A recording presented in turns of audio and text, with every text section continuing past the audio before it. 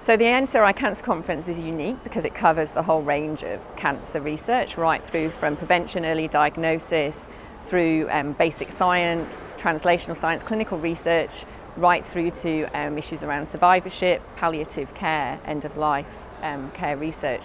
And for me, it's as a basic scientist, I'm particularly interested in some of the exciting issues that are coming out from the basic science, so the immunotherapy research, some of the genomics research that's now being translated into clinical practice, but also some of the issues around policy, e-cigarettes and policy, and also some of the bigger picture issues around the economics of cancer, how we're going to be able to afford to treat cancer in the future. Pathology is absolutely crucial to cancer in terms of the fact that every cancer patient will have to have a diagnosis, and most of those are carried out through histology or cytological testing. And to keep continuing to support that and develop more innovative approaches to support stratified medicine, we're going to have to move towards more molecular pathology.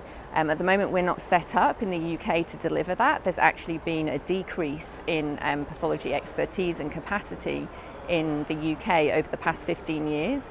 And we know that there are other barriers to carrying out research in pathology. So this initiative is aiming to really boost that and to develop capacity in academics, cellular and molecular pathology in the UK, which is absolutely critical to drive innovation in cancer research and treatments. Well, we're hoping that this will actually be able to deliver more efficient and effective diagnostic tests, both at the time of diagnosis, but also to monitor prognosis.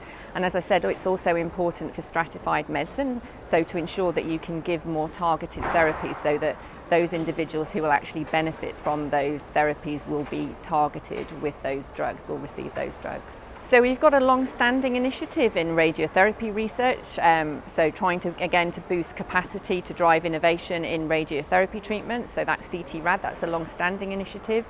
We're working with the surgical community at the moment to, again, bring that community together to develop new proposals, address issues around surgical research in cancer.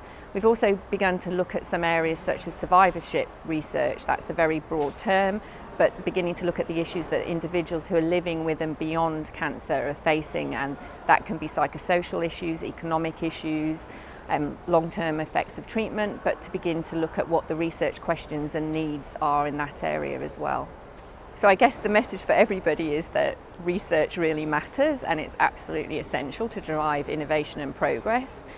We engage very much with consumers, patients and carers at the NCRI. We involve patients and carers in all our activities. We feel that that's absolutely essential to make sure, one, that we're developing the right proposals, but also that we are thinking about the patient needs while we're actually developing those. So it's absolutely essential, and that voice is really important to champion the importance of research. So we do have a session, I mentioned earlier, on Wednesday morning, looking at the economics, and it's true, at the moment, it's not sustainable, the costs of treating cancer.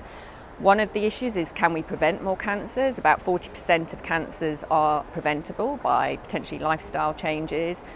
So again, can we move more to thinking about prevention and research around that? Early diagnosis, we heard yesterday, if we intervene early and diagnose and treat people earlier, then that's less costly to the healthcare system. So beginning to think about the model holistically and how we can think about being smarter within that.